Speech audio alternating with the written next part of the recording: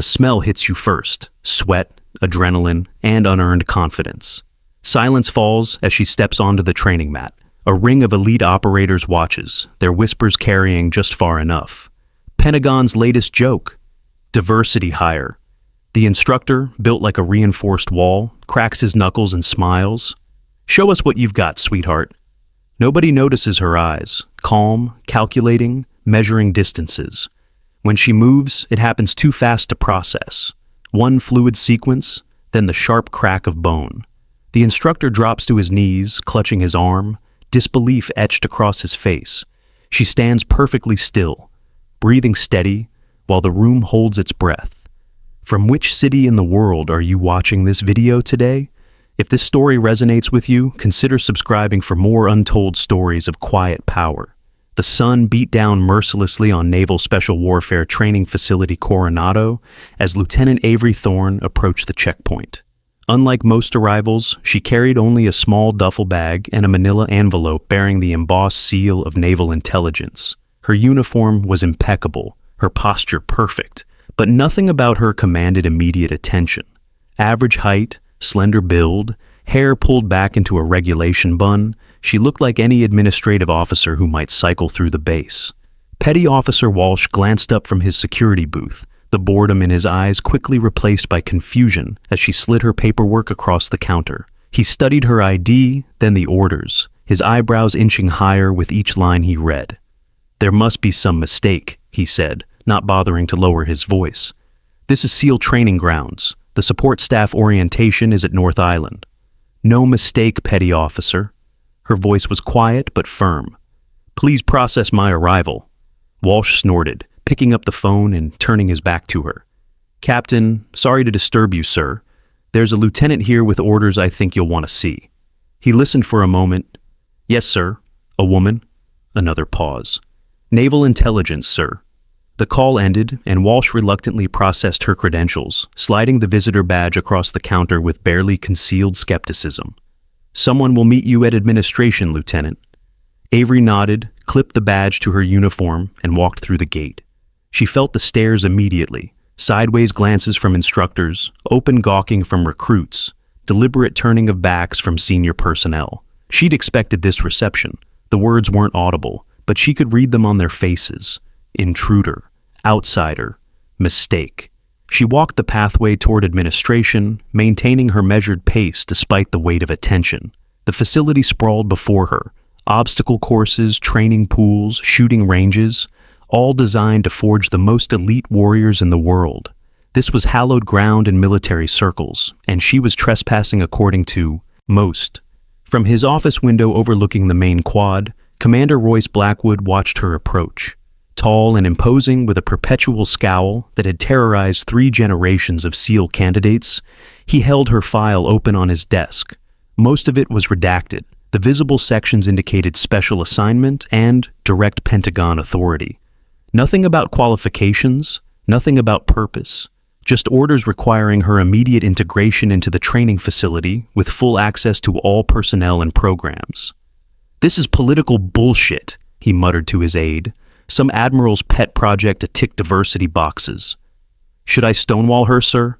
the aide asked. "No." Blackwood's lips curled into a cold smile. "Let's give the lieutenant exactly what she wants. Full access, full participation. Let's see how long she lasts."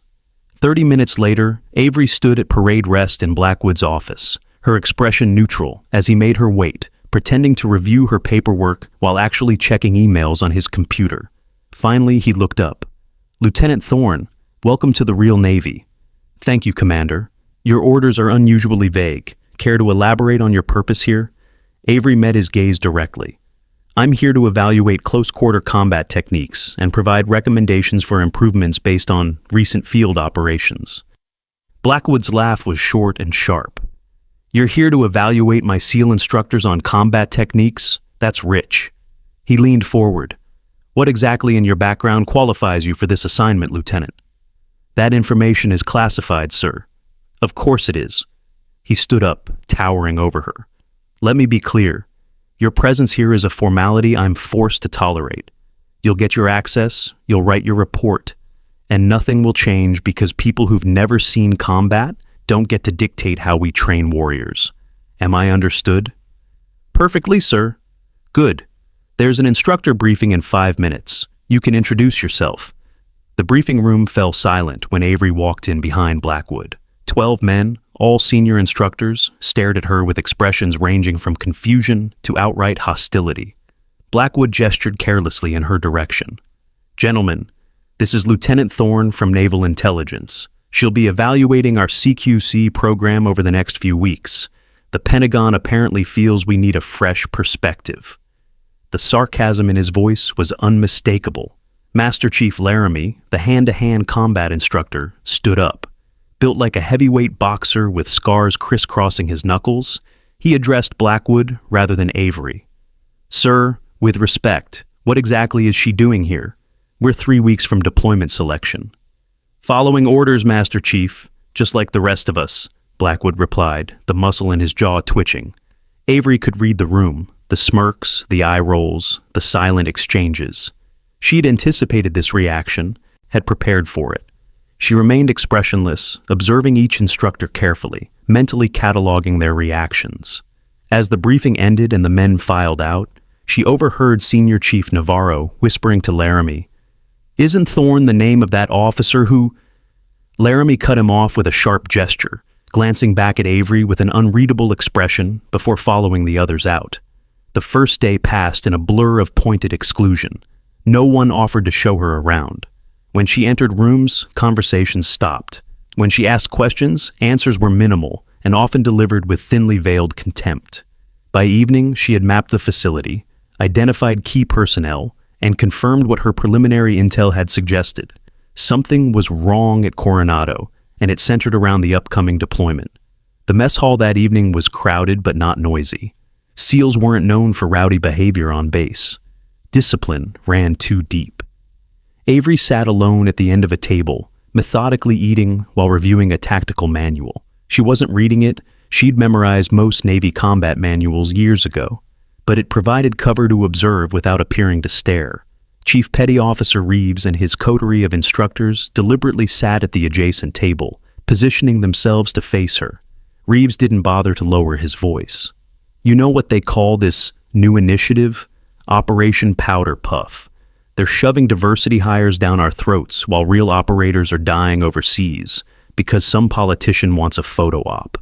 His companions snickered. One added, "Wonder how many strings she had to pull to land this assignment. Definitely wasn't qualifications." Avery showed no reaction, turning a page in her manual as if absorbed in its contents. This too she had expected. The provocation was amateur hour compared to what she'd endured in other assignments.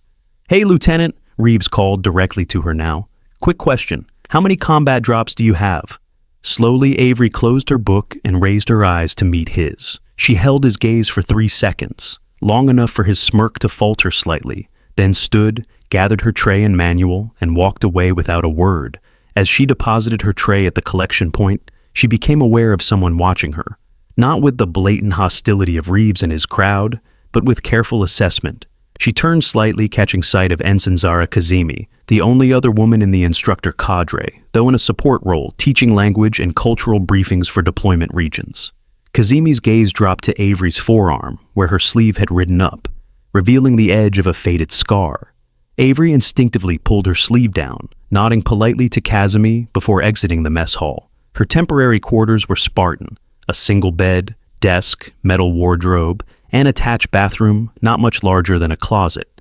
Avery unpacked methodically, arranging her few possessions with precision. From the duffel's inner lining, she removed a worn photograph, studied it briefly, then placed it face down in the desk drawer. Next came a small black notebook, extracted from a hidden compartment in her bag. She wrote several observations in a shorthand of her own creation, then checked her secure phone. A text message had arrived. Confirmation required, midnight. She typed a single character response, C, then deleted both messages. The next morning found Avery at the training grounds well before dawn. She ran the obstacle course alone, pushing her body through the punishing sequence designed to break SEAL candidates. She didn't need to prove herself to anyone else, but maintaining peak condition was non-negotiable in her line of work. She finished as the sun crested the horizon, breathing hard but steady, sweat dampening her PT uniform. She was toweling off when she realized someone had been watching. "Impressive time," Laramie said, stepping out from the shadows near the course entrance. "Most candidates can't clear that wall until week 6.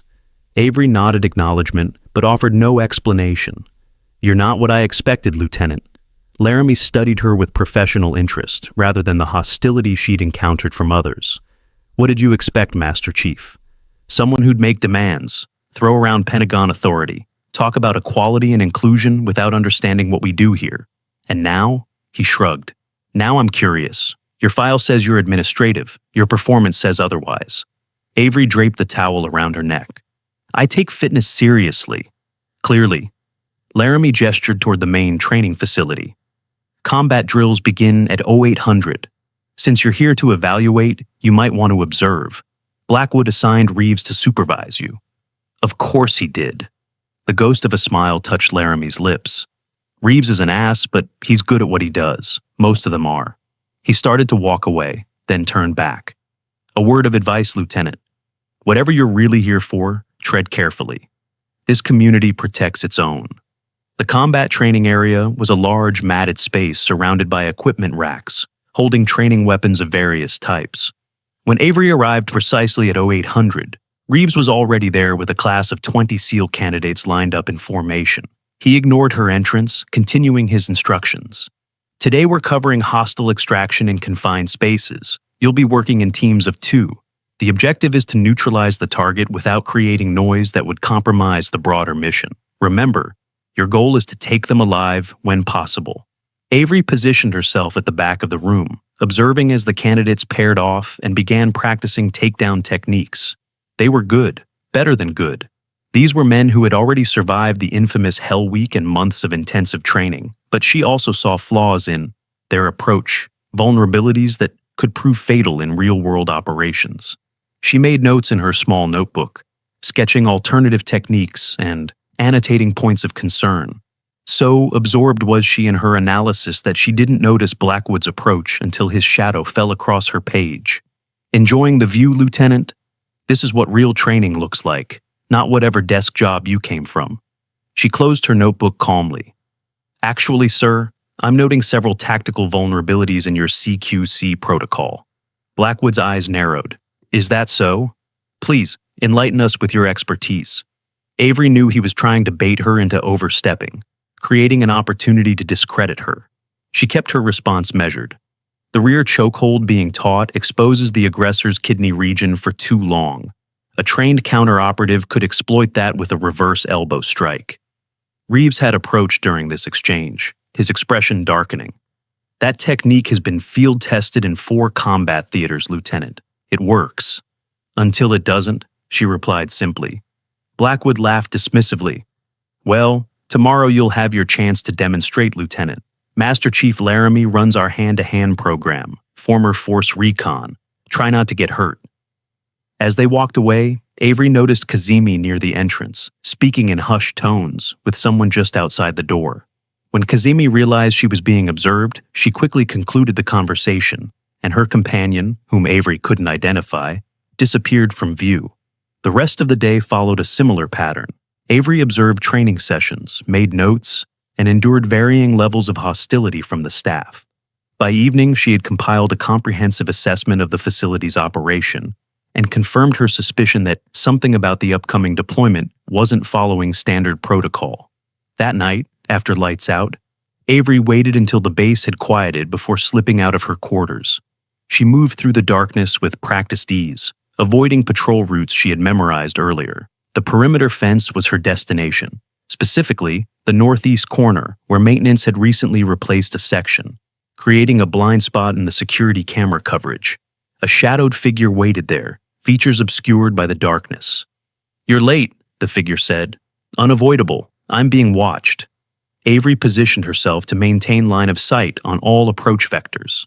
"The intel, is it solid?" "Solid enough to get you inserted. The rest is on you." "They don't know who I am. That was the agreement." "Nobody here knows. Blackwood's file on you is redacted to hell and back, but he's suspicious. They all are." Avery frowned. I need to know if the intel is solid. These men deserve to know what they're walking into.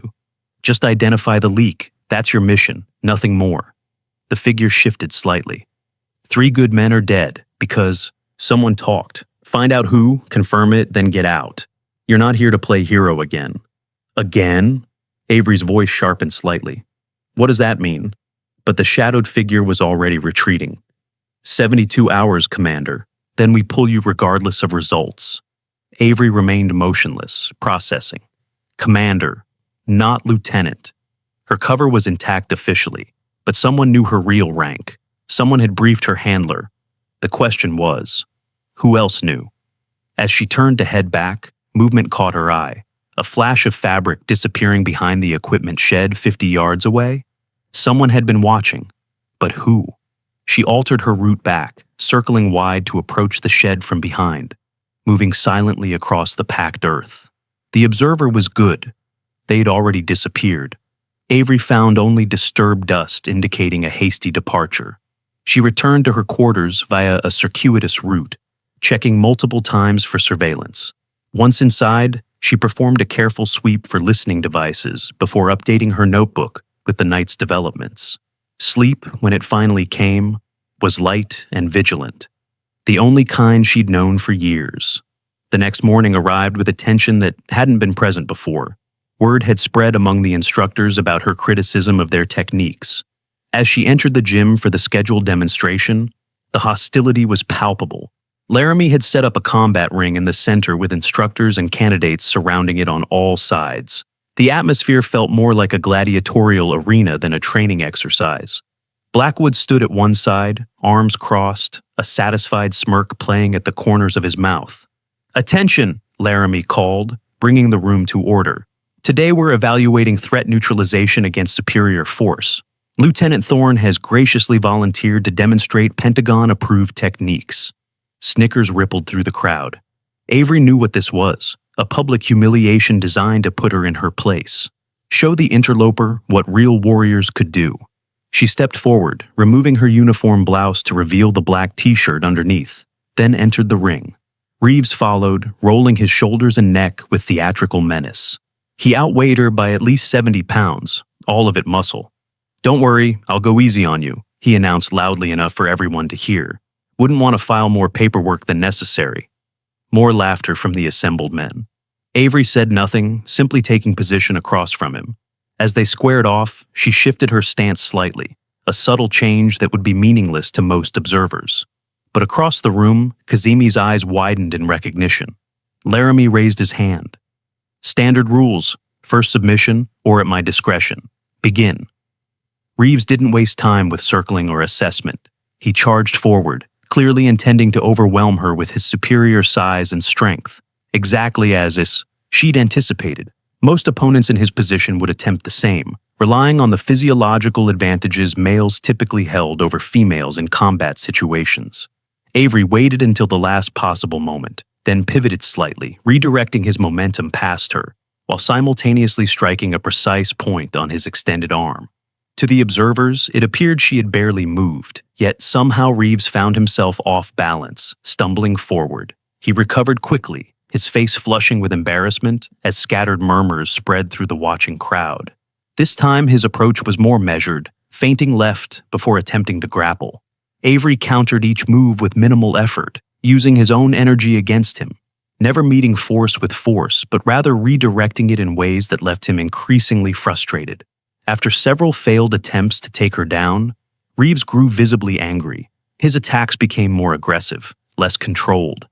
The crowd had fallen silent now, the expected entertainment of watching the female officer get demolished, replaced by confusion as she effortlessly neutralized their comrade.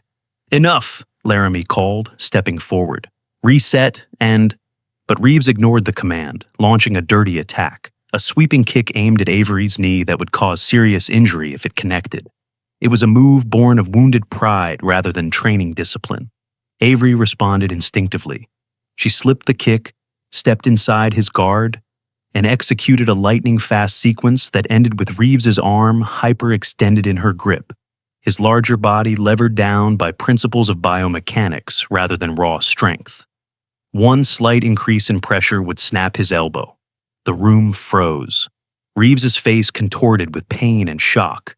For 3 heartbeats, no one moved. Then Avery released him, stepping back with controlled breathing, her expression unchanged. Blackwood broke the silence. "Where the hell did you learn to fight like that, Lieutenant?"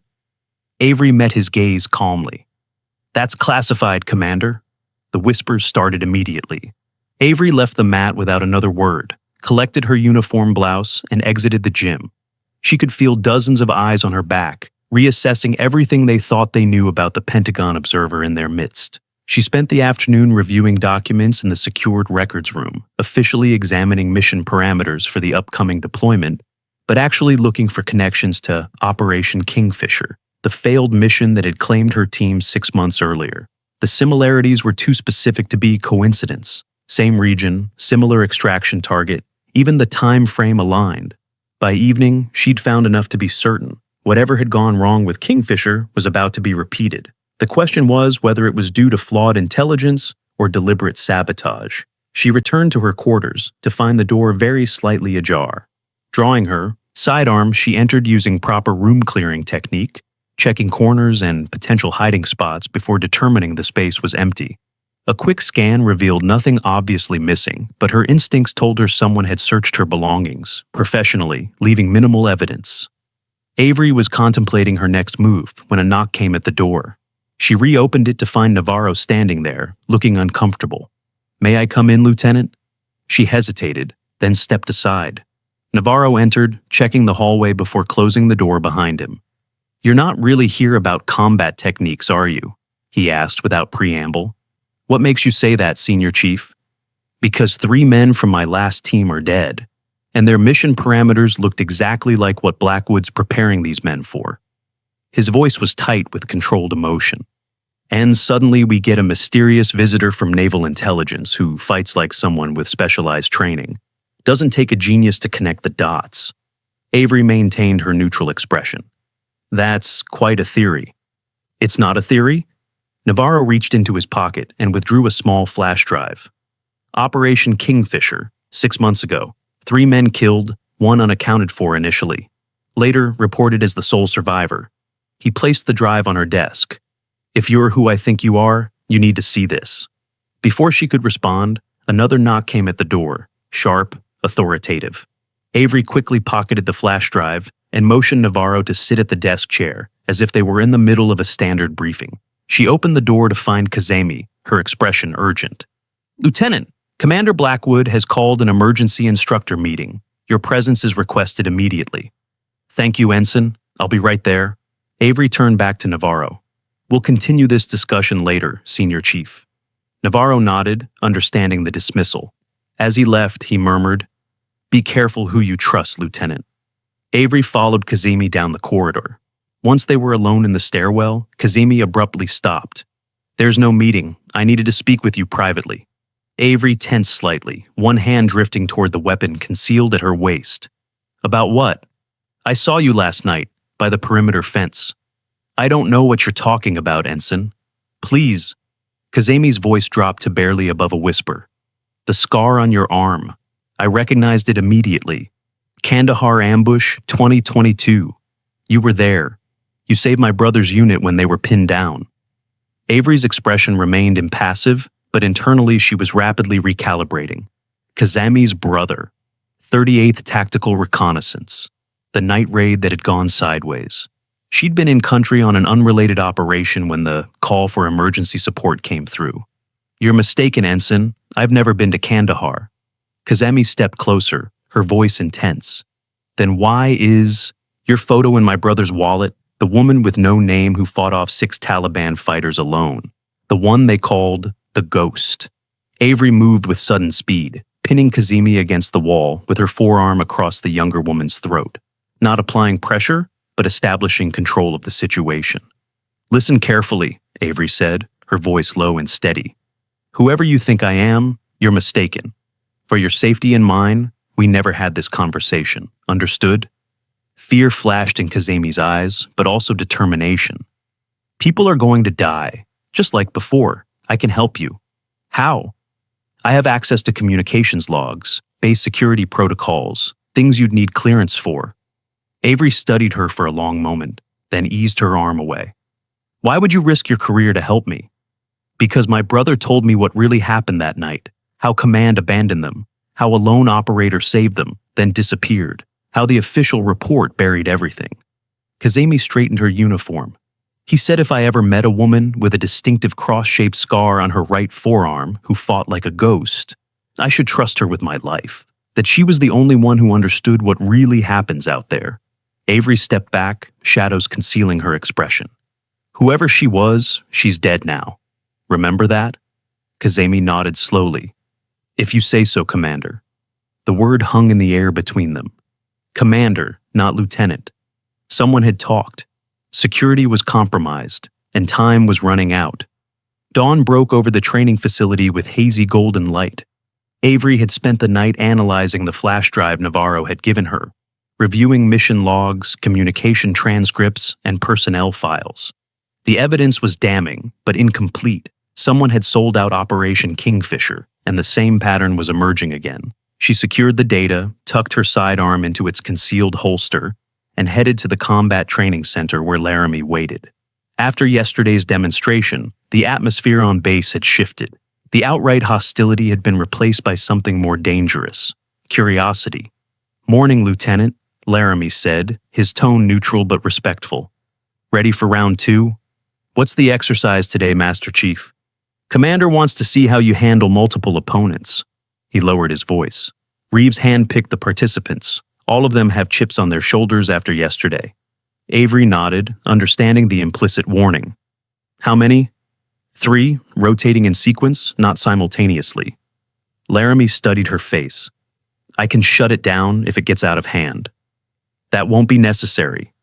The gym had filled overnight with news of her performance against Reeves. Candidates and instructors lined the walls, while Blackwood stood at the far end, arms crossed, expression unreadable. Beside him stood a man Avery didn't recognize. Civilian clothes, military bearing, watchful eyes. She entered the training ring where 3 instructors waited, all built like Reeves, all with the same predatory anticipation in their stance. This wasn't training, it was retribution.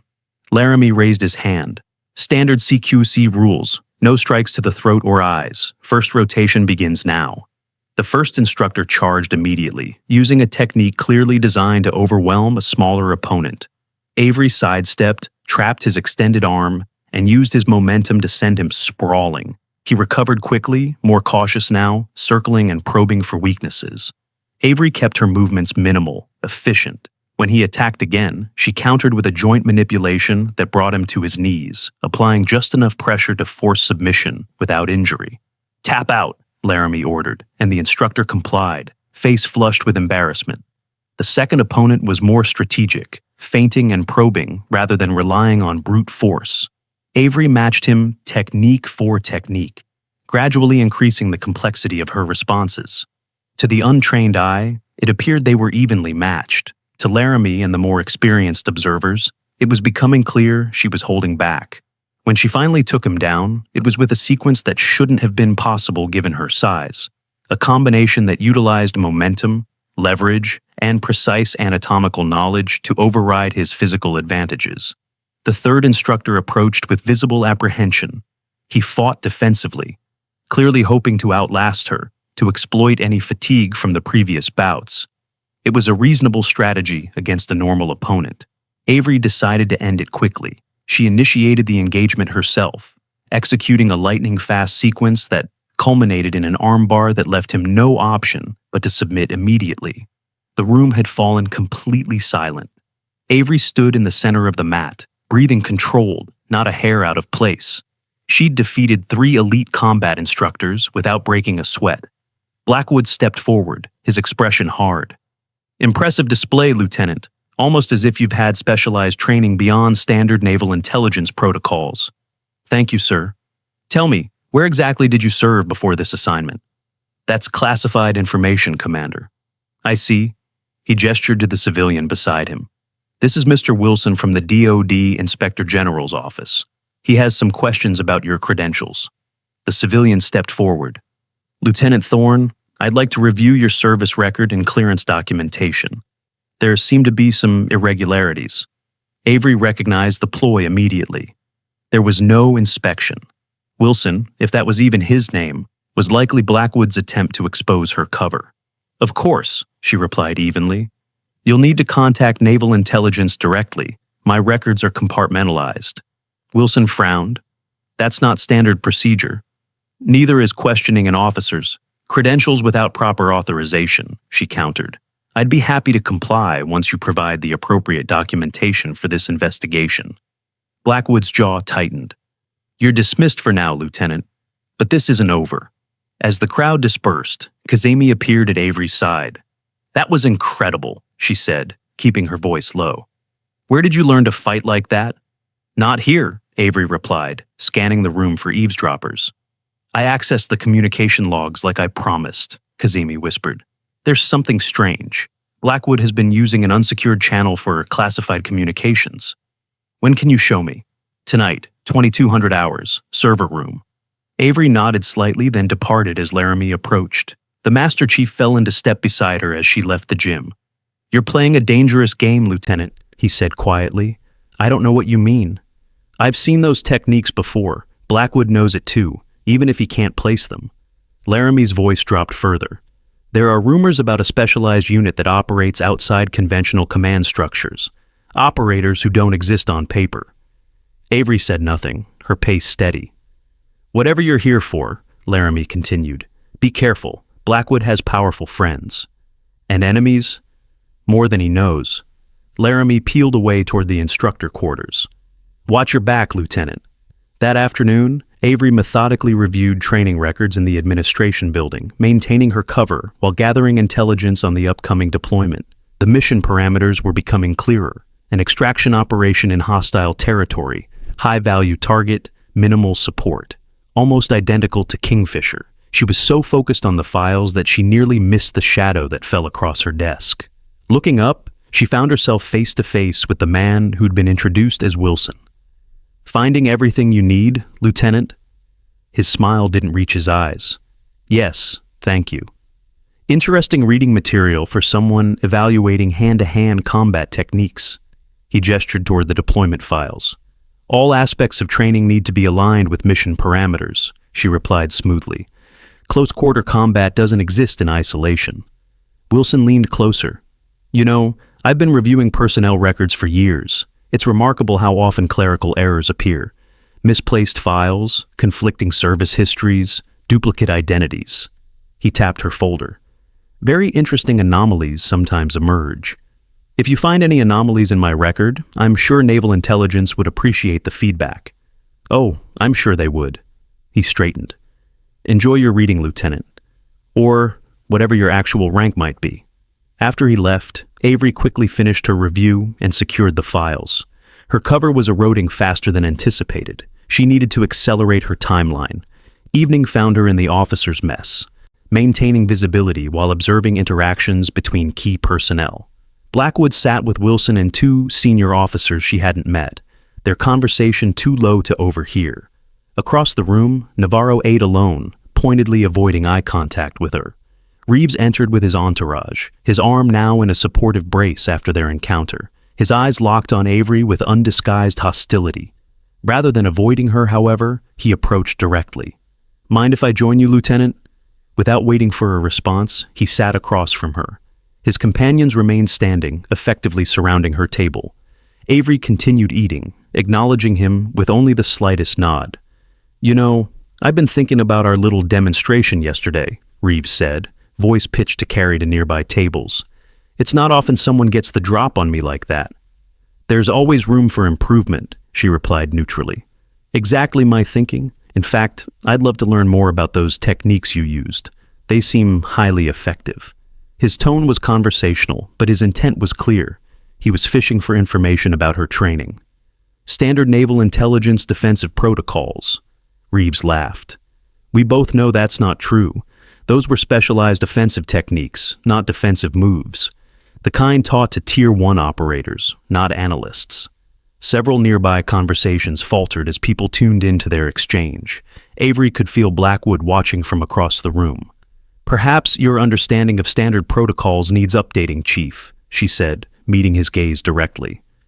Or perhaps you're not who you claim to be. Reeves leaned forward. Rumor has it you're here investigating something, that you think one of us is dirty. Avery set down her fork with deliberate calm. Rumors are dangerous, especially in a community as close-knit as this one. They lead to mistakes, misjudgments. Like the kind that got 3 men killed in Operation Kingfisher? Reeves's voice had dropped to a near whisper. Avery felt a cold stillness settle over her. He was baiting her, trying to provoke a reaction that would confirm his suspicions. I'm not familiar with that operation, she replied evenly. That's strange, because Wilson found something interesting today. Reeves's smile widened. A surveillance photo from the Kandahar region. A woman with your build taking on multiple hostiles. They called her the Ghost. Before she could respond, a commotion at the entrance drew everyone's attention. A senior officer Avery didn't recognize had entered, causing Blackwood to rise immediately. "Captain on deck!" someone called, and the room snapped to attention. The newcomer waved them back to ease. "As you were." He scanned the room until his eyes landed on Avery. "Lieutenant Thorne, a word, please." She rose, gathering her tray. Reeves caught her wrist as she turned to leave, his grip tight. "This isn't over," he murmured. Avery looked pointedly at his hand until he released her. Without acknowledging his comment, she deposited her tray and followed the captain out. In the corridor, he extended his hand. "Captain Vega, Naval Intelligence. Walk with me, Lieutenant." Once they were outside, away from potential eavesdroppers, Vega spoke again. "Your cover is compromised. Wilson is not from the Inspector General's office. He's a private contractor Blackwood brought in to investigate you. I suspected as much. We need to accelerate the timeline. Have you identified the leak? Not definitively, but I've narrowed it down to 3 possibilities: Blackwood, Reeves, or Navarro." Vega nodded. "The mission briefing for Operation Stillwater is scheduled for tomorrow. 20 operators will receive deployment parameters nearly identical to Kingfisher." "They're being set up," Avery said, the cold anger she'd kept buried beginning to surface. "Most likely, we need proof before we can shut it down." Vega handed her a secure phone. "Use this to contact me directly if you find anything. I've arranged extended access for you to the secure server room tonight. Official explanation is system maintenance. I already have a contact helping me access communications logs." Vega's expression sharpened. "Who?" "Ensign Kazemi, language specialist. Her brother was in the 38th Tactical Reconnaissance. I saved his unit during a previous operation." "Can she be trusted?" "I believe so. She recognized me from her brother's description." "That's problematic. Your identity was classified." "Her brother's unit was nearly wiped out. Command abandoned them. I was there unofficially. Official reports never mention my involvement." Vega sighed. "This operation keeps getting more complicated. Just find the evidence we need. I'll handle the extraction when it's time." "There's something else," Avery said, lowering her voice further. "Laramie knows something. He's been dropping hints that he recognizes my combat style. Master Chief Laramie is former Force Recon. He might have encountered operators from your unit before. Or he might be involved in whatever got my team killed. Trust no one, Lieutenant Commander, not even me." Vega straightened his uniform. "I'll be on base until this is resolved. Good hunting." After he departed, Avery made her way to the base's secondary communications center. Her assigned workstation afforded a view of both the entrance and the emergency exit, allowing her to monitor approaches while she worked. She used her credentials to access the deployment files, officially reviewing logistics but actually searching for evidence of compromise. The mission profile troubled her deeply. The target location, extraction method, even the timing all mirrored Operation Kingfisher with only minor variations.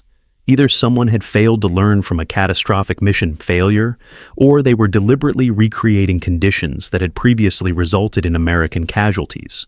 Neither option was acceptable. She was so focused on her analysis that she nearly missed the reflection in her monitor, someone watching her from just outside the doorway.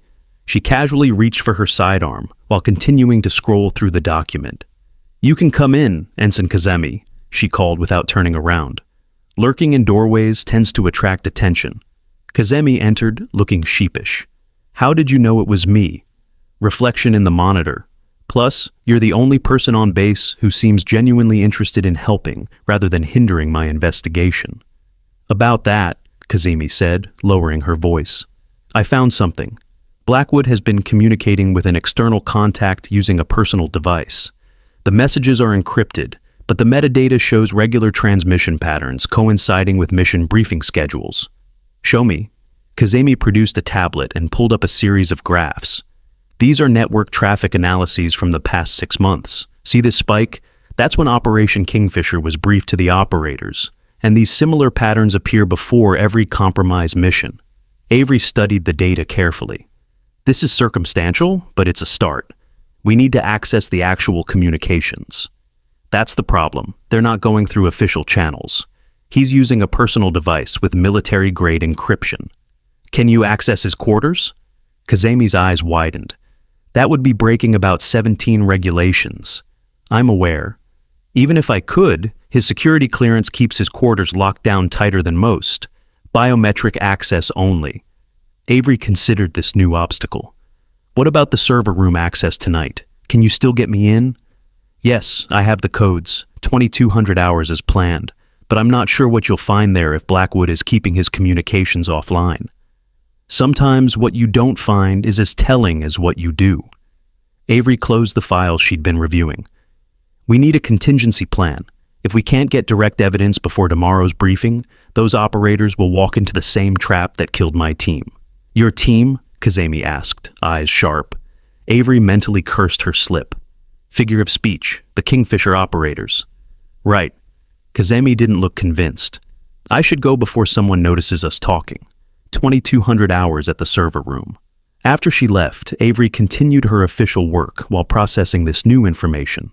If Blackwood was using encrypted personal communications, accessing those messages would require physical possession of his device. A direct approach might be necessary, despite the risks. She was contemplating her options when her secure phone vibrated with an incoming message. Abort server room. Compromised. The warning came from Vega's number. Avery immediately gathered her materials and exited the communications center, maintaining a casual pace while scanning for surveillance. She needed to warn Kazemi, but approaching her directly might expose them. Both. Instead, she headed to the language training facility where Kazemi worked. As expected, the ensign was conducting a cultural briefing for operators, preparing for deployment. Avery positioned herself just within Kazemi's line of sight and made a subtle hand gesture. 2 fingers across the throat, the universal sign for abort. Kazemi's eyes widened slightly, but she continued her briefing without faltering. Message received. Avery proceeded to her quarters, taking an indirect route to identify any surveillance. She detected 2 followers, one amateur who made no attempt to conceal his presence, likely a deliberate distraction, and one professional who maintained optimal distance while using environmental cover effectively. Rather than returning to her quarters where they expected her to go, she diverted to the base library, a facility rarely used during evening hours. She lost the amateur tail immediately, but the professional adjusted course to maintain surveillance. Inside the library, Avery selected a technical manual and sat at a table with clear sightlines to all entrances. Her pursuer would need to expose himself to continue observation. Minutes later, Laramie entered, making no attempt to conceal his presence. He selected a book at random, then approached her table. Mind if I join you, Lieutenant? Without waiting for a response, he sat across from her. Master Chief, she acknowledged. You're being set up, he said without preamble, voice pitched low. The server room is under surveillance. Blackwood convinced base security there's a security breach involving classified information. Why are you telling me this? Laramie's expression hardened. Because I was on the QRF for Operation Kingfisher. We got the distress call, but were ordered to stand down by higher command. 3 good men died because someone leaked their position. Avery kept her face neutral, despite the surge of emotion. The quick reaction force had been their only hope of extraction after the ambush. Being ordered to stand down had condemned her team to death. And you think I'm investigating that security breach, she said carefully. I know exactly who you are, Commander Thorne. I recognized your fighting style immediately. Ghost Operator, Special Activities Division.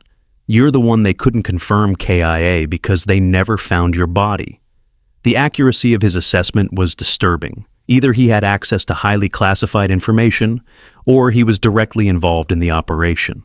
That's quite a theory. Not a theory? Laramie leaned forward. I pulled your official file after yesterday's demonstration. Lieutenant Avery Thorne died 3 years ago in a training accident. Whoever you are, you're using a burned identity.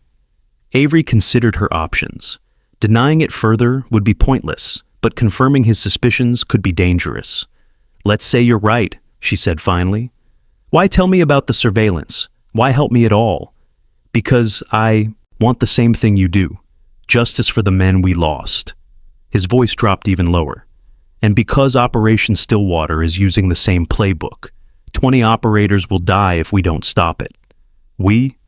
I've been conducting my own investigation since Kingfisher, collecting evidence, tracking patterns. I know Blackwood is involved, but he's not acting alone. There's someone higher up the chain coordinating with him. Avery weighed his words carefully. If he was telling the truth, he could be a valuable ally. If he was lying, he could be leading her into a trap. What exactly are you proposing, Master Chief? A change in strategy.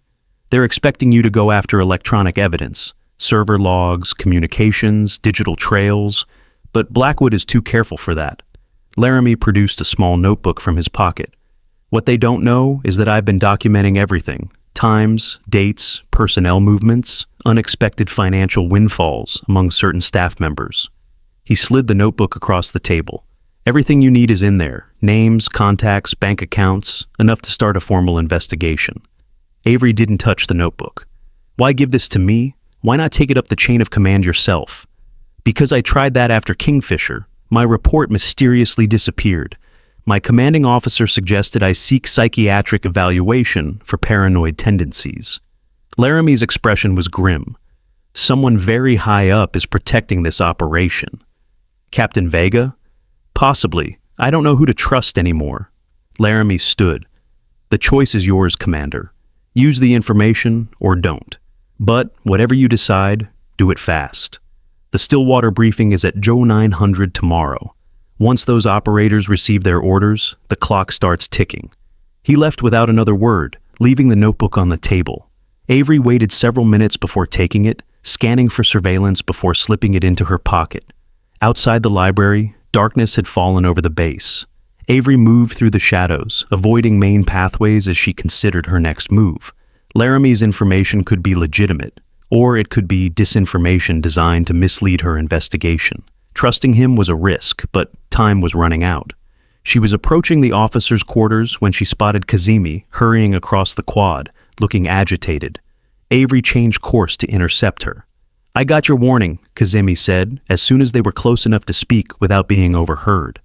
But there's something you need to know. Blackwood has scheduled an emergency security meeting. They're talking about an intelligence breach. Your name was mentioned. When is this meeting? It's happening now, administration building. Avery made a quick decision. I need access to Blackwood's quarters while he's occupied. Kazemi's eyes widened. That's impossible. Biometric security, remember? There are ways around biometrics. Can you create a diversion if necessary? I can trigger a communication system diagnostic. It would draw security attention away from the residential sector for about 10 minutes. Do it in exactly 15 minutes, then get somewhere public with witnesses. Kazemi nodded, clearly nervous but determined. What are you looking for? Evidence that will save 20 lives. Avery checked her watch. Go, and Kazemi, if this goes sideways, you never spoke to me. Understood. They separated, each moving with purpose toward their objectives. Avery circled back to her quarters first, retrieving specialized equipment from a hidden compartment in her bag, tools designed for precisely this kind of unauthorized access. The officers' quarters were quiet at this hour, most senior personnel still on duty or in the emergency meeting Kazemi had mentioned. Blackwood's quarters were on the top floor, corner unit, with optimal security positioning, typical of a man with his background. Avery approached not from the main corridor, but from the exterior, scaling the building using maintenance access points and architectural features. The second-floor balcony provided a stepping point to reach the drainage pipe, which offered handholds to the third floor. Blackwood's window was secured with a standard alarm system, easily bypassed with the right equipment. Within 2 minutes, she had created an entry point without triggering any alerts. The interior was dark, illuminated only by the ambient light from outside. She moved silently through the space, noting the military precision of the layout. Everything organized, nothing out of place. The main room held no personal items, no photographs or mementos, just functional furniture and tactical reference materials. The bedroom was equally Spartan, bed made to regulation standards, uniform items arranged precisely, a laptop secured with a physical lock to the desk. That would be her primary target, but first she needed to sweep for hidden surveillance. Blackwood would be too careful to leave incriminating evidence without protection. Her scanner detected two devices, one above the desk, disguised as a smoke detector, and another near the bedroom door, concealed in a power outlet. Both standard-issue security equipment, likely connected to base security rather than Blackwood's personal surveillance. She activated a localized signal jammer, creating a blind spot in the coverage without triggering a system failure alert. With the surveillance neutralized, she turned her attention to the laptop. The physical lock yielded to her specialized tools, but the device itself required biometric authentication, fingerprint, and facial recognition. This would be more challenging, but not impossible. From her kit, she extracted a specialized bypass module designed for military-grade security. Just as she connected the device, her secure phone vibrated. A text from an unknown number. "Trap. Get out now." Instinct took over. Avery disconnected her equipment, restored the laptop to its secured position, and moved toward the window. Before she could reach it, she heard the distinctive sound of a key card in the main door. No time for the window. She flattened herself against the wall behind the bedroom door as it swung open, admitting a shaft of light from the corridor. A shadow moved across the floor, someone entering cautiously, weapon drawn. "Clear," a voice called softly. "Reeves, not Blackwood." "Check the bedroom," another voice responded. "Wilson." Avery held her position as Reeves approached the bedroom door, his silhouette visible through the narrow gap. One step closer, and he would see her. A sudden alarm blared throughout the building, the communications diagnostic Kazemi had promised. Reeves hesitated, glancing back toward Wilson. "Security alert," Wilson said, checking his phone. "System-wide communications test. Now? At this hour? Keep searching. She's here somewhere." Reeves pushed the bedroom door wider, stepping inside with his weapon raised. Avery remained motionless in the shadows, calculating angles and timing. If he turned right, he would see her immediately. If he turned left to check the bathroom first, she would have a brief window of opportunity. He turned left. Avery moved the instant he passed her position, silent and deadly. One arm around his throat, the other controlling his weapon hand. A precise application of pressure to the carotid artery, and he slumped unconscious in her grip. She lowered him silently to the floor, securing his weapon. Wilson called from the other room. "Find anything?" Avery didn't respond, positioning herself beside the doorframe as footsteps approached. "Reeves?" Wilson appeared in the doorway, weapon sweeping the room. His eyes widened as he registered Reeves on the floor. But before he could react, Avery struck with surgical precision. Wilson collapsed beside Reeves, his weapon clattering to the floor. Avery retrieved it, checking both men to ensure they were merely unconscious rather than seriously injured. The alarm continued to blare, masking any sounds of the brief struggle. She had minutes at most before others responded. Quickly, she returned to the laptop, connecting her bypass module and initiating the authentication override. The device hummed softly as it cycled through algorithms designed to defeat military security protocols. Access granted. The screen illuminated, revealing a standard desktop configuration. Avery inserted a specialized drive that automatically copied all data while scanning for specific keywords related to Operations Kingfisher and Stillwater. 30 seconds. A lifetime in a compromised position. Her eyes swept the room for additional evidence while the drive worked. A physical planner on the nightstand caught her attention. She flipped through it quickly, photographing pages with her secure phone. The drive signaled completion. Avery disconnected it, returned the laptop to its exact position, and moved to the window. The alarm was still sounding, but it would end soon. She slipped through the opening, securing it behind her before descending rapidly to ground level. Just as her feet touched the ground, a spotlight swept across the building facade. Security responding to the unconscious men in Blackwood's quarters. She pressed herself against the wall, waiting for the light to pass before sprinting toward the shadows of the nearby maintenance building. Safe in temporary concealment, she checked her phone. The mysterious warning had come from a number she didn't recognize. Not Vega's secure line, not Kazami. Someone else knew about her mission? The secure drive contained potentially damning evidence, but she needed time to analyze it, time she no longer had. Wilson and Reeves had been in Blackwood's quarters waiting for her. This wasn't a random security check. It was a deliberate ambush. Her cover wasn't just compromised, it was completely blown. And somewhere on this base, 20 operators were preparing for a mission designed to kill them. The emergency klaxon transitioned from the communications diagnostic to a different pattern, base security alert. Her window of escape was closing rapidly. She needed to find Kazemi, secure the evidence, and contact Vega before Blackwood's people located her. As she moved through the darkness toward the language center where Kazemi would most likely have established her alibi, a new message appeared on her phone. Blackwood knows everything, Vega compromised, trust no one. The sender's identity was still unknown, but the implication was clear. If Vega was compromised, her entire mission was in jeopardy. Worse, he was her sole extraction contact. Avery reached the edge of the quad when floodlights suddenly illuminated the entire area. Armed security personnel emerged from multiple buildings, creating a perimeter. At the center stood Blackwood, Wilson beside him, pressing an ice pack to his head. "Attention all personnel!" Blackwood's voice boomed over the PA system. "This is a base security lockdown. We have an intruder on the premises posing as Lieutenant Avery Thorne. She is armed and dangerous. All personnel are ordered to return to quarters immediately." Across the quad, Avery spotted Laramie watching the scene unfold, his expression unreadable. Their eyes met briefly before he deliberately turned away, speaking into his radio. In that moment, everything became clear. Laramie hadn't been trying to help her. He'd been setting her up from the beginning, feeding her information to manipulate her movements. The notebook, the warnings about the server room, all of it designed to drive her toward Blackwood's quarters, where they could catch her in the act. But why?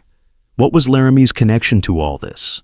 Avery melted back into the shadows as security teams began methodical search patterns across the base. Her options were narrowing by the second. The evidence she'd gathered needed to reach naval intelligence regardless of her own fate. As she weighed her rapidly diminishing choices, a hand clamped over her arm. She spun, ready to neutralize the threat, only to find herself face to face with Kazemi. "This way," the ensign whispered urgently. "Quickly!"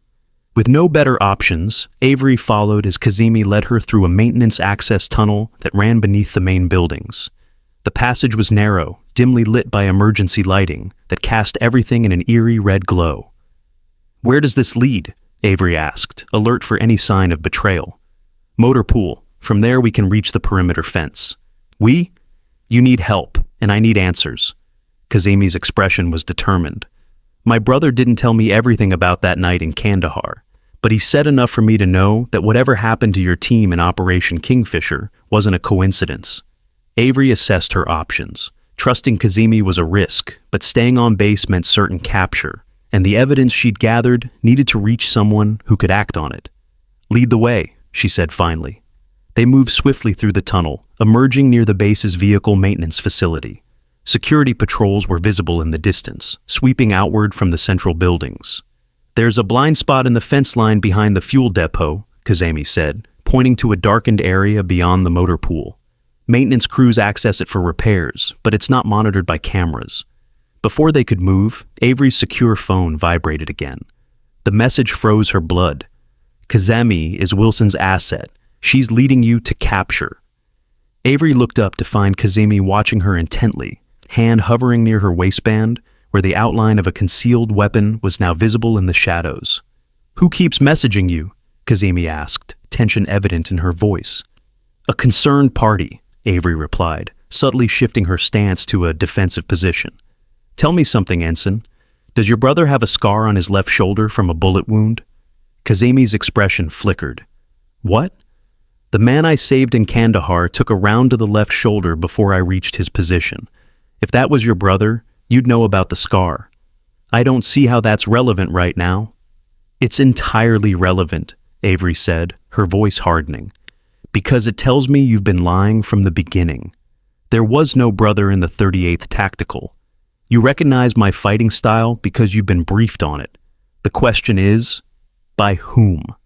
Kazemi's hand moved toward her weapon, but Avery was already in motion. She closed the distance between them in an instant, neutralizing the threat before Kazemi could draw. A brief struggle ensued, but the outcome was never in doubt. Within seconds, Kazemi was disarmed and immobilized. "Who are you working for?" Avery demanded, applying precise pressure to ensure cooperation without injury. "You're making a mistake," Kazemi gasped. "Am I? Let's test that theory."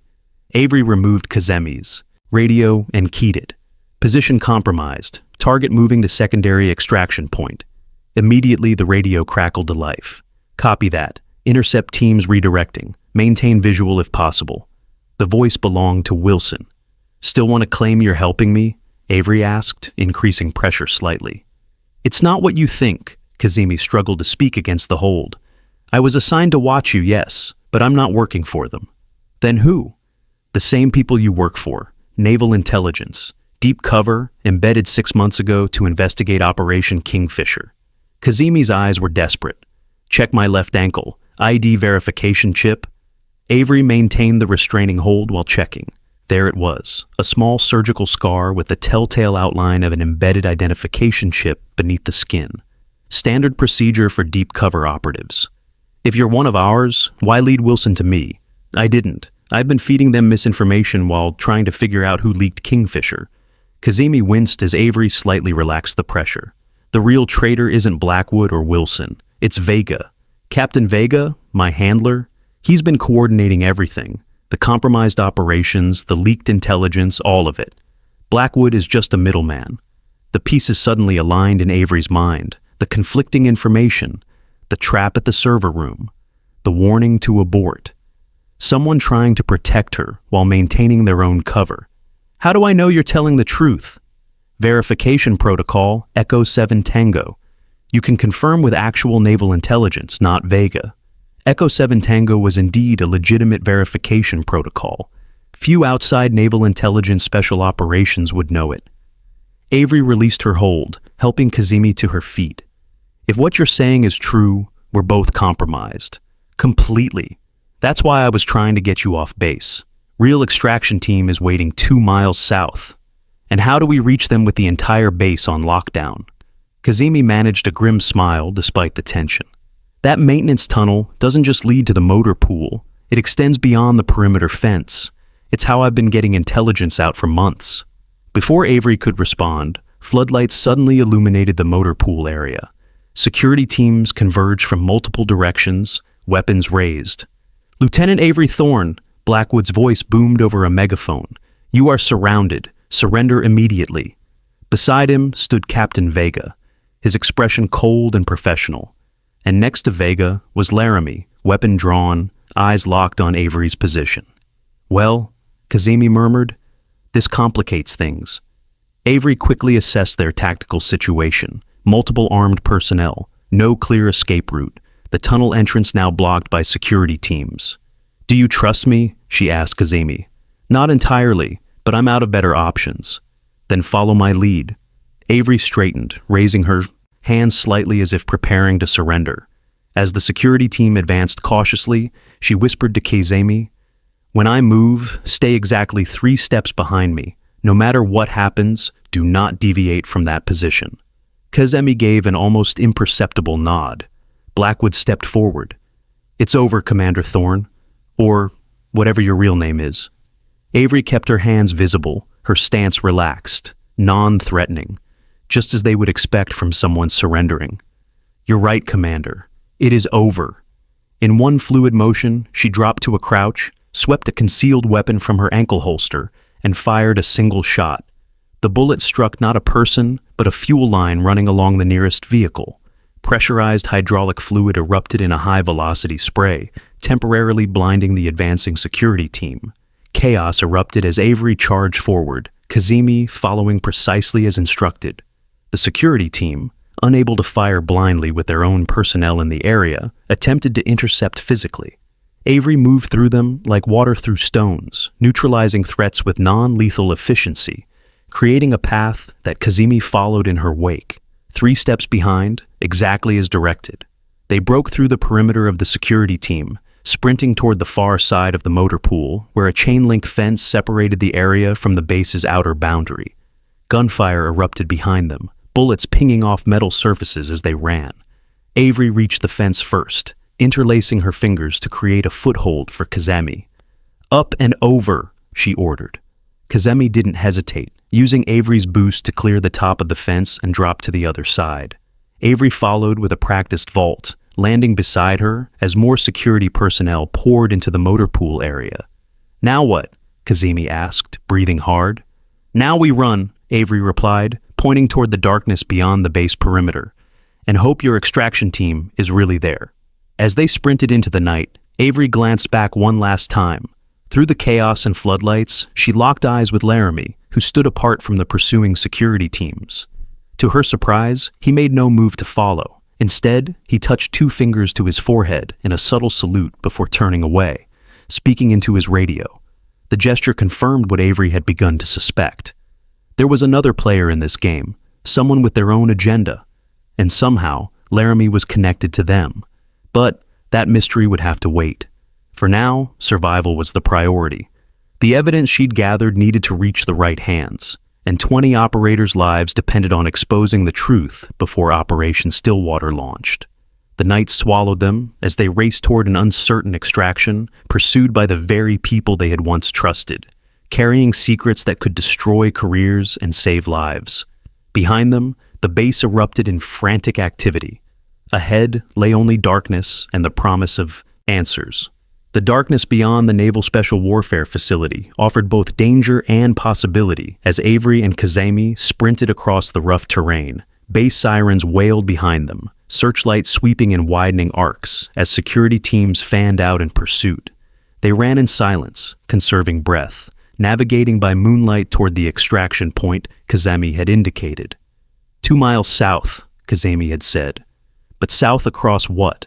The terrain was challenging. Rocky outcroppings, dense scrub vegetation, unpredictable elevation changes. Perfect for evasion if you knew the land, deadly if you didn't. Avery's tactical training automatically kicked in. Maintain spacing, use available cover, minimize silhouetting against the horizon. Beside her, Kazemi matched her movements with surprising competence, further supporting her claim of being naval intelligence. After 15 minutes of hard running, they paused in the shadow of a large boulder formation. Avery checked her secure phone. No signal. Either by distance or deliberate jamming, they were cut off from communication. "How do we contact your extraction team?" she asked, scanning their back trail for pursuers. Kazemi produced a small device from her boot heel. "Emergency beacon, one-time use, activates a response protocol." She hesitated. "But once I trigger it, it'll signal our position to anyone scanning the frequency band, including Blackwood's people." Yes. Avery weighed their options. The evidence she'd gathered from Blackwood's quarters needed to reach Naval Intelligence Headquarters immediately. 20 operators' lives depended on it, but if they were recaptured, everything would be lost. "How certain are you that this extraction team is legitimate?" "Arranged through my original handler, not Vega," Kazemi replied. "But in this situation, certainty is a luxury." A helicopter's distinctive thrum reached them from the direction of the base. Aerial pursuit beginning. Their time window was closing rapidly. "Trigger it," Avery decided. "We'll keep moving toward the extraction point. If legitimate help arrives, we'll know. If not, we adapt." Kazemi activated the beacon, then tucked it into a crevice in the rocks. "This way," she said, pointing southeast. "There's a dry riverbed that provides cover for about a mile." They continued their flight, now moving with greater urgency as the helicopter sounds grew louder. The rocky wash Kazemi had mentioned appeared ahead, a natural channel cutting through the landscape, deep enough to conceal their movement if they stayed low. As they dropped into the riverbed, Avery caught movement on the ridge to their west, flashlight beams sweeping methodically across the terrain. Ground teams had established a search perimeter. "They're moving faster than expected," Kazemi observed. "Because they know exactly where we're going," Avery replied grimly. "Your extraction point is compromised." "How could they know?" "Someone on your team is working with Vega. The question is who?" They pressed on through the wash, staying low, using its natural contours for concealment. The helicopter circled overhead, its searchlight stabbing down at regular intervals, but the riverbed's depth kept them hidden from aerial observation. After another half-mile, Kazemi stopped abruptly. "Listen." Avery paused, filtering out the helicopter's noise to detect a new sound. Engine vibration, not aerial, ground transport approaching from the south. "Could be your extraction team," she said, "or a blocking force to cut off our escape." They crept forward cautiously until the riverbed offered a vantage point. Ahead, where the wash widened into a small clearing, two unmarked black SUVs had parked, their headlights extinguished. Several figures moved around the vehicles, their features indistinguishable in the darkness. "Recognize any of them?" Avery asked. Kazemi studied the scene intently. "No. Standard tactical gear, no identifying markers. Could be anyone.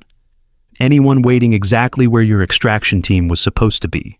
They watched as one figure separated from the group, moving to the edge of the clearing with what appeared to be a scanning device, searching for the beacon signal. "We need to assume they're hostile," Avery decided. "Circle wide to the east. There's higher ground that way. Might give us better options." Before they could retreat, a new sound cut through the night. A single rifle shot, followed immediately by chaos in the clearing. The figures by the vehicles scattered for cover as more shots rang out, now clearly coming from the ridgeline to the west. "What the hell?" Kazemi whispered. Avery assessed the rapidly evolving situation. "Someone else is engaging the SUV team. Blackwood's security forces? No, they'd announced themselves, demand surrender. This is something else." The firefight intensified, the SUV team returning fire toward the western ridge. Whoever had initiated the attack had tactical discipline, shoot and move, varying their firing positions to create the impression of greater numbers. "This is our window," Avery said. "While they're engaged, we move east, then circle north toward the highway. The highway is at least 10 miles from here. Better than staying caught between two unknown forces." They began their withdrawal, using the confusion of the firefight as cover. As they prepared to exit the wash, Avery's secure phone suddenly vibrated against her hip. Impossible. There had been no signal moments earlier. The message was brief. "Northeast Ridge, 200 yards, come alone." Avery showed the message to Kazemi. "Another mystery contact. You can't seriously be considering it. Someone has gone to a lot of trouble to help us escape. The same someone who warned me about the trap in Blackwood's quarters. Or it's another trap." The firefight in the clearing was intensifying. The helicopter had diverted toward the sound of gunfire, its searchlight now, illuminating the scene.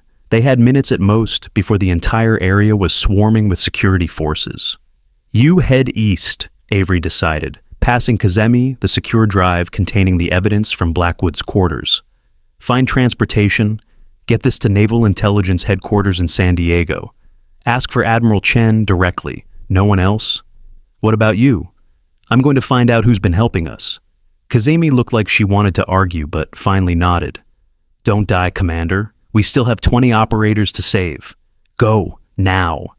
They separated, Kazemi moving east through the scrub, while Avery doubled back toward the northeast ridge. The firefight provided acoustic cover for her movement, but the helicopter's search pattern was expanding, limiting her window of opportunity. The ridge loomed ahead, a dark silhouette against the night sky. No obvious signs of an observer, but that meant nothing if they were skilled. Avery approached cautiously, using available cover, weapon ready. As she reached the base of the ridge, a small light flashed twice from above, a signal, not a threat display. She began climbing, staying low, alert for any indication of deception. Near the top, a figure materialized from the shadows, tall, military-bearing, features obscured by tactical gear, including night vision equipment. But even before he spoke, she recognized the outline. "Cutting it close, Commander," Laramie said quietly, removing his NVGs. "We need to move. This position will be compromised in approximately 4 minutes." "We?" Avery kept her weapon trained on him. "Last I saw, you were with Blackwood's security team. Appearances can be deceiving, as you well know." He gestured toward a narrow path leading along the ridge. "Vehicle is half a mile north. We can discuss allegiances there." "Why should I trust you?" "Because I just engaged a CIA tactical team to create your diversion, and because I know what really happened during Operation Kingfisher." The helicopter was moving in their direction, responding to the diminishing gunfire from the clearing below. Time was critical.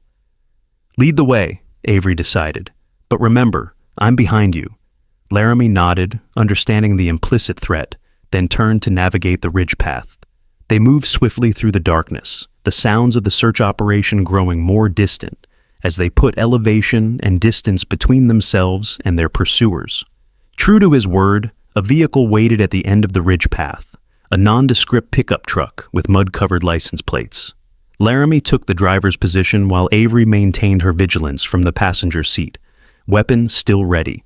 As they pulled onto a service road leading away from the base perimeter, Laramie finally spoke. "Your teammate made it out. East route was clear." "She's not my teammate." "No? Then what is Ensign Kazemi to you?" "Another naval intelligence operative with her own mission parameters." "Interesting." Laramie navigated the rough road with practiced ease. "And does she know who you really are, Ghost?" The code name, her actual operational designation during classified missions, confirmed that Laramie had access to information far beyond his apparent position. "Who are you really, Master Chief?" "Former Force Recon, as advertised, currently attached to Naval Criminal Investigative Service, deep cover assignment." He reached slowly into his vest pocket, extracting an ID badge that confirmed his claim. 2-year operation investigating compromised missions and intelligence leaks within naval special warfare.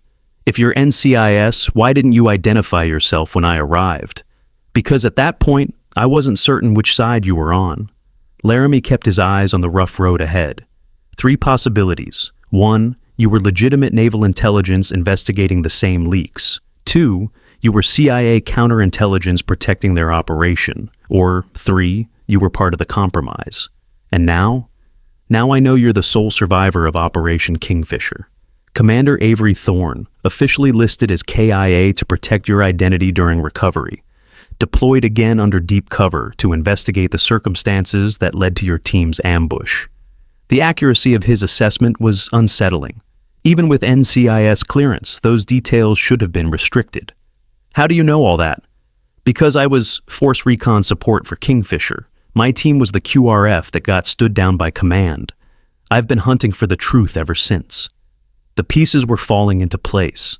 Laramie's recognition of her combat style, his pointed comments about standing down during Kingfisher, his apparent cooperation with Blackwood while secretly aiding her escape. "If what you're saying is true, why not approach me directly from the beginning? Too many unknown variables, too many potential leaks." He slowed the truck as they approached a junction with a paved road. "I needed to see how you operated, who you contacted, what evidence you gathered. And what have you concluded?" "That Captain Vega is the primary leak, working with CIA elements to compromise specific naval intelligence operations." Laramie turned onto the highway, accelerating smoothly. "The question is why?" "Turf war," Avery suggested. "CIA wanting control over specific intelligence operations in contested regions. Perhaps, or something more personal." Laramie checked the mirrors for pursuit. Vega was passed over for Admiral 3 times. Each time, the promotion went to someone from Naval Intelligence Special Operations. They drove in silence for several miles, each processing the implications of their shared information. Finally, Avery asked the critical question. "What happens now?" "Now we stop Operation Stillwater before 20 more operators walk into the same trap that killed your team." Laramie handed her a satellite phone. "Secure line, call your actual handler, the one who arranged your insertion." Avery considered her options. If Laramie was legitimate, coordination was essential. If he was playing a deeper game, the call could compromise her entire operation. But 20 lives hung in the balance and time was running out. She dialed a memorized number, authenticating with her operational codes when the line connected. "Sundown actual," she reported. "Position compromised but secure. Evidence acquired confirming Kingfisher leak. Stillwater launch imminent." The voice on the other end was terse. "Authentication confirmed. Status of Vega? Compromised, working with Blackwood to facilitate intelligence leaks to hostile forces. Evidence nature? Digital and documentary. En route to headquarters with separate courier." A pause. "Extraction protocol? Compromised, currently moving with NCIS asset claiming parallel investigation." Another longer pause. Confirm NCIS asset designation. Avery glanced at Laramie. Operational designation? Wolfhound. She relayed the code name, waited through another silence. Wolfhound authenticated. The voice finally confirmed. Proceed to secondary Rally Point Hotel. Further instructions will follow. Priority remains prevention of Stillwater deployment. The call ended. Avery returned the phone to Laramie. You're authenticated. Rally Point Hotel. The old radar station, 90 minutes from our position. He nodded, adjusting their route. Your handler is sending backup? Unknown, but we're authorized to prevent Stillwater's deployment by any means necessary. That won't be simple. Blackwood moved up the briefing schedule after your escape. The operators received their final orders at 600. Avery checked her watch. 3 hours until briefing, maybe 4 until deployment. A narrow window to stop a mission already in motion. We need to contact Kazemi, ensure the evidence reaches headquarters. Already done. Laramie tapped his earpiece. My team intercepted her 5 miles east of our previous position. She's en route to San Diego with full escort. Your team, the ones who engaged the CIA tactical unit? Former Force Recon operators, men who served with me when we were ordered to abandon your team during Kingfisher. They have personal interest in seeing this through. The implications were clear. Laramie had assembled his own off-the-books team of operators, men willing to risk their careers and freedom to expose the truth about compromised missions. That's a lot of people risking everything on an unsanctioned operation, Avery observed. Some things matter more than regulations. You know that better than most, Commander. They drove through the night toward the abandoned radar station, discussing strategy and contingencies. Their options were limited. They couldn't simply walk back onto the base and cancel the mission. But they had to find a way to prevent 20 operators from walking into an ambush. The rally point came into view as pre-dawn light began to soften the eastern horizon, a cluster of derelict buildings and a massive radar dish that had once been part of the early warning system during the Cold War. Now, it served as a forgotten relic, perfect for clandestine meetings. Laramie parked the truck behind one of the outlying buildings, out of sight from the main access road. We're the first to arrive. Or the only ones, Avery replied, scanning the compound for signs of activity. They secured the perimeter together, moving with the synchronized efficiency of experienced operators. The main building offered clear sightlines and multiple exit points, tactically sound if they needed to defend or retreat. Inside, dust-covered abandoned consoles and empty equipment racks. Cold War ghosts lingering in the digital age. Laramie established a communication post, while Avery maintained security, both acutely aware of the countdown to Stillwater's launch. An hour passed with no sign of the promised backup. Avery's concern grew with each passing minute. We may need to consider alternative approaches, such as direct intervention. If we can't stop the mission through official channels, we find a way to warn the operators directly. Laramie considered this. That would mean returning to base, walking straight back into Blackwood and Vega's territory. Not necessarily. Avery outlined her thinking. The mission briefing occurs at 600. Deployment likely follows within 2 hours. Transport would be helicopter from the main pad to the naval vessel offshore. USS Nimitz, Laramie confirmed. Stationed 30 miles off the coast as launch platform. Then we intercept at the transport stage. The helicopter has to communicate with the operators. If we can access that communication channel, we can warn them directly. That would require specialized equipment we don't have. But my handler does. Avery reached for the satellite phone. Time to see if Sundown Command is still operational. Before she could place the call, the distinct sound of approaching vehicles reached them, multiple engines growing louder. Company, Laramie announced, moving to the observation position. 3 vehicles, military pattern, no markings. Ours or theirs? About to find out. They took defensive positions as the vehicles encircled the main building. Doors opened and closed. Bootsteps approached with tactical discipline, professionals, not amateurs. A voice called from outside. Commander Thorne, Master Chief Laramie, this is Admiral Chen. I believe we have a mutual problem to solve. Avery recognized the voice. Naval Intelligence's highest-ranking officer. The man she'd told Kazemi to contact directly. His presence here, personally, spoke volumes about the situation's gravity.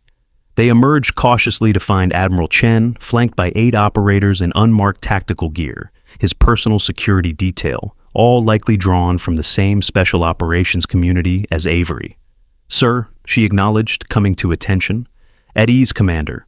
Chen approached, his weathered face grave. "Your evidence arrived 30 minutes ago. Ensign Kazemi delivered it personally, along with a rather detailed account of recent events. Then you understand the urgency of our situation." "I do." Chen gestured toward the main building.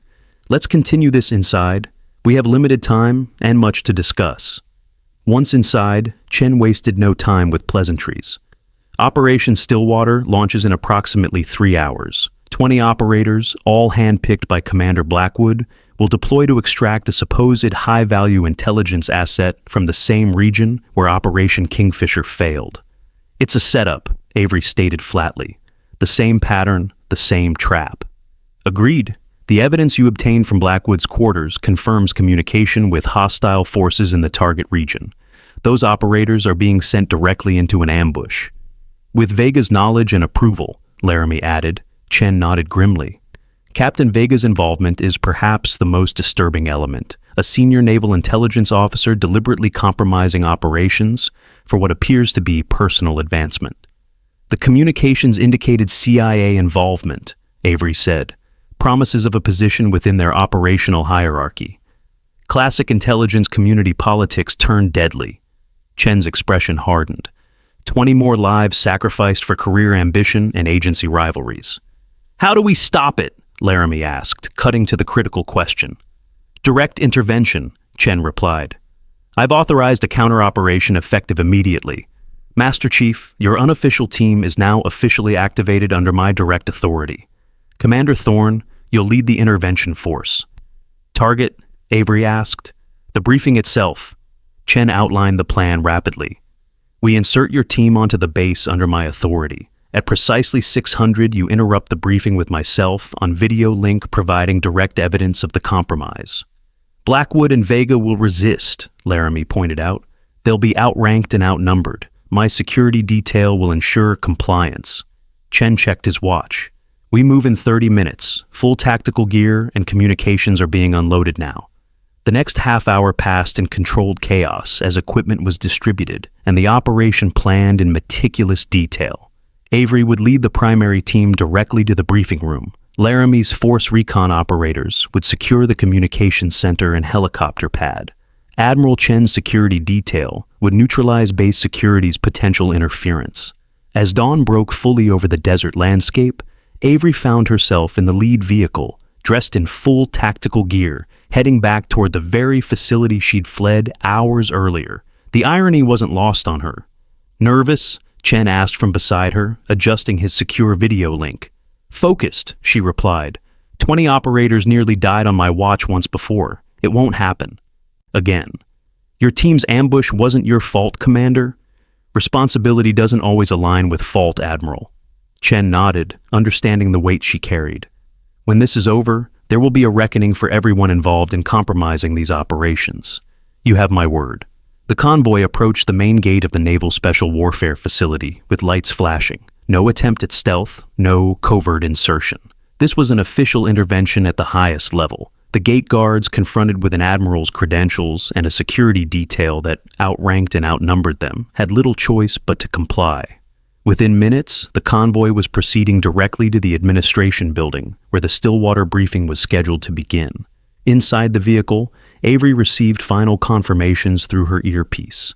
Laramie's team had secured the communications center without incident. The helicopter pad was under their control. Base security had been effectively contained by Chen's detail. They pulled up to the administration building precisely at 0557. 3 minutes until the briefing, 3 minutes until 20 operators received orders that would lead them into an ambush. Avery's team deployed with practiced efficiency, securing the building's entrances and approaches. She led the way to briefing room A, Chen's security detail falling in around her. The Admiral himself remained in the vehicle, ready to provide video authorization if needed.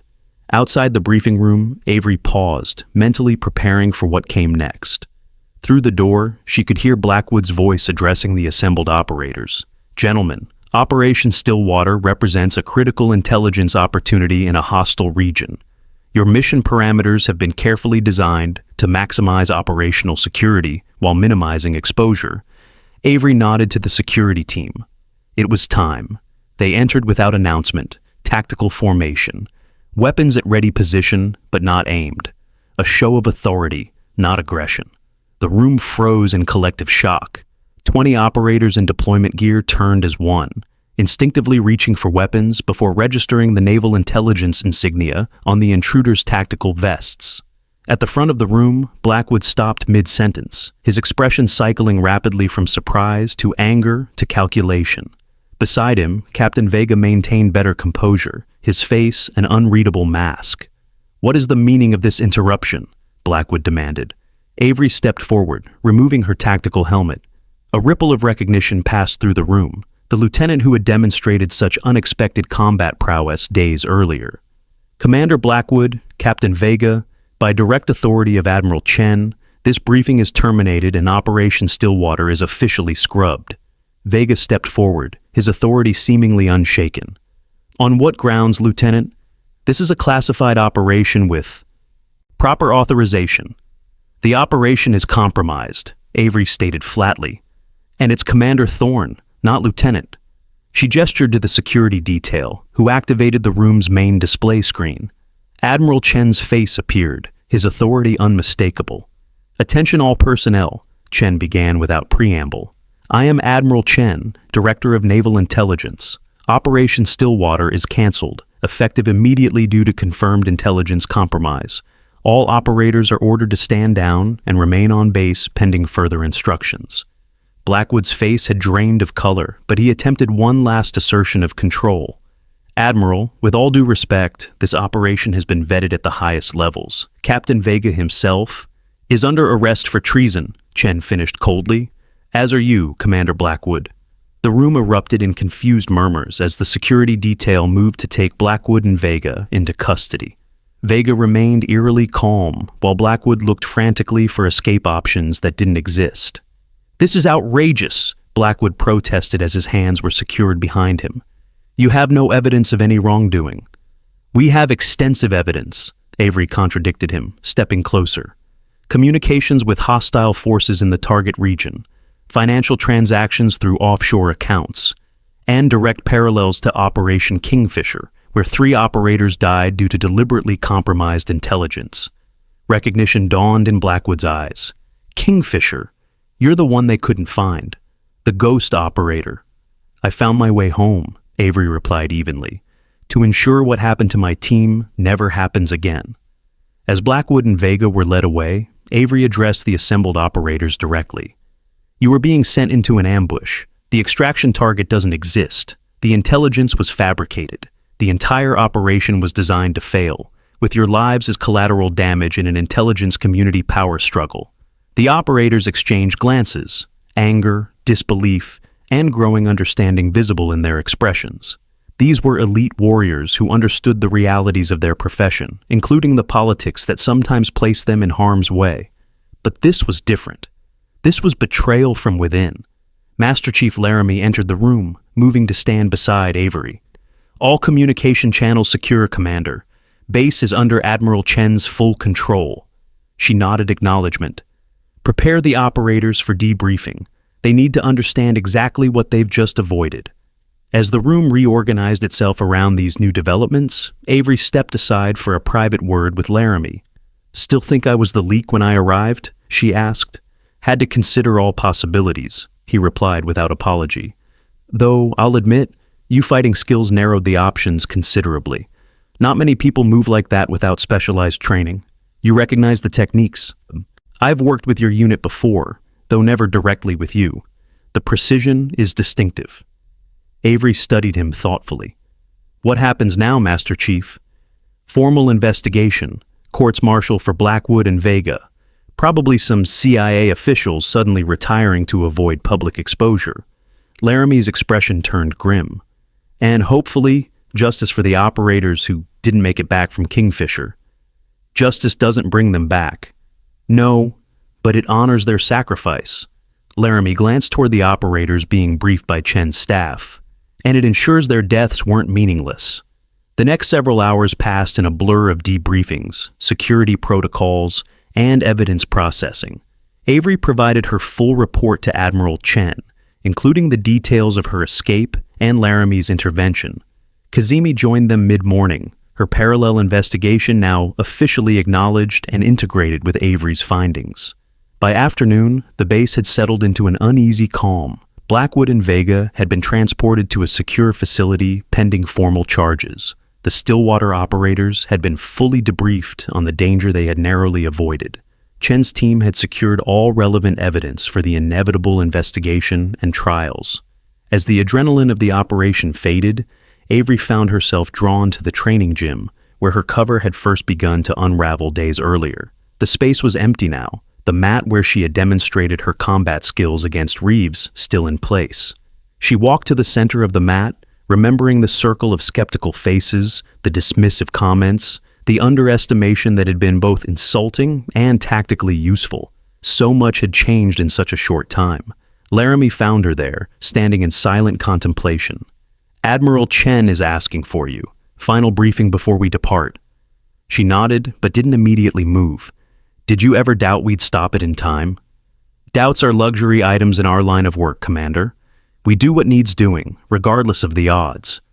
"A simple yes would have sufficed," she noted with the ghost of a smile. "Nothing about this operation has been simple." Laramie paused. "For what it's worth, the operators know what you did for them. Word travels fast in this community. I didn't do it for recognition, which is precisely why they respect it." He gestured toward the door. "Admiral's waiting." The final briefing was held in Blackwood's former office, now commandeered as Chen's temporary headquarters. The Admiral stood as Avery entered, an unusual sign of respect. "Commander Thorne," he acknowledged. "Please, have a seat."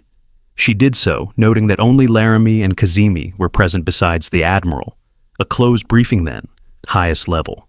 "I wanted to personally commend all of you before we conclude this operation," Chen began. "What you've accomplished here has saved 20 lives immediately, and potentially many more by exposing a systematic compromise of our intelligence operations." "Thank you, sir," they responded in near unison. "The formal investigation will take time, the legal proceedings longer still, but the immediate threat has been neutralized." Chen's expression turned more solemn. "Which brings us to the matter of your next assignments." Avery tensed slightly. In her experience, next assignments often meant further deep cover operations, more isolation, more risk. "Master Chief Laramie," Chen continued, "your unauthorized investigation, while technically against regulations, proved essential to uncovering this conspiracy. Rather than disciplinary action, I'm offering you command of a new counterintelligence unit within NCIS, specifically focused on protecting our special operations community from similar compromises." Laramie straightened. "Thank you, sir. I accept." "Ensign Kazemi," Chen turned to the younger officer. "Your performance under deep cover was exemplary. You're being promoted to lieutenant and assigned as Laramie's second-in-command, effective immediately." "I'm honored, Admiral," Kazemi replied, her composure professional despite the surprise evident in her eyes. Chen finally turned to Avery. "Commander Thorne, your situation is more complex. Officially, you're still listed as killed in action. Resurrecting you administratively would raise questions we're not prepared to answer publicly." "I understand, sir. However, your unique skills and experience are too valuable to waste." Chen slid a folder across the desk toward her. "I'm offering you command of a specialized unit within naval intelligence. Black operations, officially deniable, with complete autonomy to investigate potential compromises across all military branches." Avery opened the folder, scanning its contents. The operational parameters were extensive, the authority unprecedented, the responsibility immense. "This would mean continuing to operate in the shadows," Chen added. "No public recognition, no official acknowledgement of your survival or contributions." "With respect, Admiral, when have I ever sought recognition?" Chen smiled slightly. "Then you accept?" "On one condition." Avery closed the folder. "I want a memorial service for my team from Operation Kingfisher. Not the sanitized version that appears in official records, but the truth. Who they were, what they did, how they died. They deserve that much." "Done," Chen agreed without hesitation. "Anything else?" Operational autonomy means exactly that. I select my team, I determine mission parameters, I answer only to you. Also agreed. Chen extended his hand. Welcome back to the living, Commander, at least on a need-to-know basis. The following morning, as dawn broke over the training facility, Avery stood alone on the beach watching waves roll endlessly toward shore. The events of the past few days had changed everything and nothing. 20 operators would return to their families rather than walking into an ambush. Blackwood and Vega would face justice for their betrayal. The intelligence community would implement new safeguards, at least temporarily, and she would return to the shadows, continuing work that would never be acknowledged publicly, fighting battles most would never know had occurred. Footsteps approached from behind, soft but deliberately audible. Kazemi, in civilian clothes rather than uniform, carrying 2 cups of coffee. Thought you might need this, she said, offering one to Avery. It's been a long few days. Thank you. Avery accepted the cup, returning her gaze to the horizon. Congratulations on your promotion, Lieutenant. Still processing it. Kazemi sipped her coffee. What about you? What's next? Can't discuss it. Of course. Kazemi nodded, understanding. Ghost operations remain ghostly. They stood in companionable silence for several minutes, watching the ocean's endless rhythm.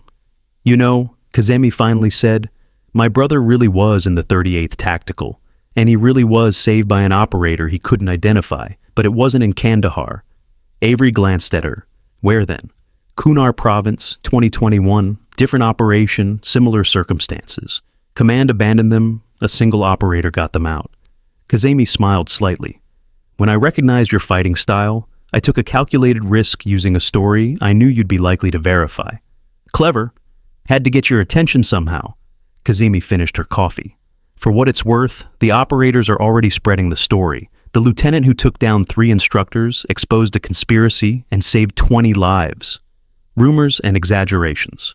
Maybe. But in our community, those stories matter. They remind us why we do what we do. Avery considered this. As long as they leave out identifying details. Of course, you'll remain the ghost operator, present but unseen, effective but unacknowledged. In the distance, a helicopter approached, their transport away from the facility, back to the world of shadows and secrets where both women operated. Time to go, Kazemi observed. Avery nodded, taking one last look at the ocean before turning away. The quiet person in the room isn't always the weakest, she said, almost to herself. Sometimes they're just watching, waiting for the right moment to act. Is that what you were doing here, watching and waiting? It's what I've always done. Avery started walking toward the landing zone, Kazemi falling in beside her. Power doesn't need to announce itself. It simply needs to be applied at the right moment, in the right measure. As they approached the helicopter, Laramie waited nearby, now dressed in civilian clothes that matched his new role. He nodded respectfully as they approached. Safe travels, Commander, he said, extending his hand. Until our paths cross again. Master Chief. She accepted the handshake. Take care of your new unit. And you take care in the shadows. His expression conveyed understanding of her unspoken assignment. The quiet ones are always watching. Aboard the helicopter minutes later, rising above the facility where so much had changed in so little time, Avery gazed down at the training grounds where a new class of operators had already resumed their exercises. From this height, they looked small, vulnerable, potential targets for those who would sacrifice them for political gain or personal advancement. But now they had guardians they would never know existed, watchful eyes in the shadows, quiet protectors who moved only when necessary, with precision and purpose. The helicopter banked toward the horizon, carrying her back to a world where strength wasn't measured by volume or visibility, but by impact. Where the most dangerous person in the room was rarely the loudest, but often the most observant.